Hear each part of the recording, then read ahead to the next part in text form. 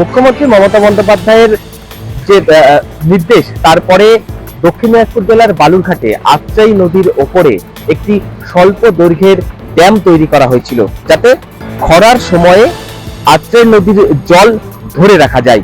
কিন্তু প্রায় 1 মাস আগে সেই ড্যাম সংলগ্ন যে বাঁধ, সেই বাঁধ ভাঙন দেখা দেয় এবং তারপরে আত্রাই নদীর যে পরিণতি, সেটা কিন্তু এখন এইরকম ছবি দেখা যাচ্ছে।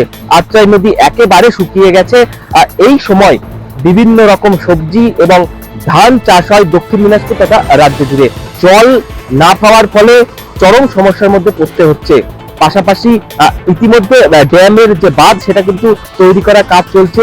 বালুরঘাট শহর জুড়ে যে সমস্ত টিউবওয়েল রয়েছে, সেই সমস্ত টিউবওয়েলও কিন্তু সেরকম ভাবে জল উঠছে না বলে খবর এসেছে। এখন দেখার বিষয়, এই বাঁধ নির্মাণের কাজ কবে সম্পূর্ণ হয় দক্ষিণ